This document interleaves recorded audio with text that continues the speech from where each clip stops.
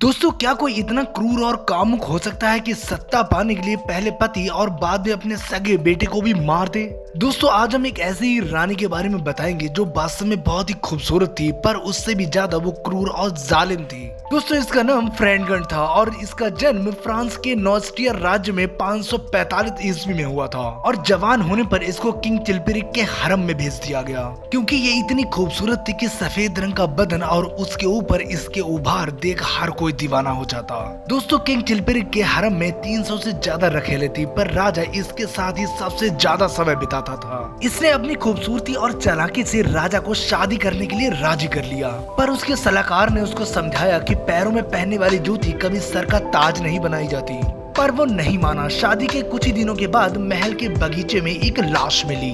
वो किसी और की नहीं बल्कि राजा के सलाहकार की थी। सबको शक फ्रेडगंड पे हो रहा था, पर कोई बोल नहीं पा रहा था क्योंकि अब वो रानी थी। पर राजा के सलाहकार की हत्या होते इन 300 रखेलों में से एक ने देख लिया था। कुछ दिनों के बाद फ्रेडगंड हरम के पास से गुजर रही थी, तब उसकी सहेलियां जो हरम में उसके साथ रहा करती थी, उन्होंने उससे बात करना चाहा, पर फ्रेडगंड ने मना कर दिया। तभी उसकी एक साथी ने उसको याद दिलाया कि उसने उस सलाहकार की हत्या होते देखा है। ऐसा सुनते ही वो वहाँ से तो चली गई, पर उसने सोच लिया था कि इन सब रखेलों को अब मरवा देना है। उसने एक प्लान बनाया, कुछ सिपाहियों को सोने के सिक्के और अपने साथ जिस्म की आग बुझाने का ऑफर दिया। अब वो धीरे धीरे राजा के हरम की रखेलों को एक एक कर मरवाती जा रही थी और बदले में सिपाहियों को अपने ऊपर चढ़वाती। सिपाही रात भर उसके जिस्म की आग को शांत करते, पर उनमें से एक रखेल ने ये सारी बात राजा को बता दी। राजा अब उस पर नजर रखने लगा था और अब फ्रेडगंड के पास राजा को मारने के अलावा कोई रास्ता नहीं था। दोस्तों, फ्रेडगंड के 6 बच्चे थे, उसमें से सबसे बड़े बेटे क्लोथर को वो राजा बनाना चाहती थी, पर मौका पाते ही उसने सिपाहियों के साथ मिलकर राजा की गला घोटकर हत्या कर दी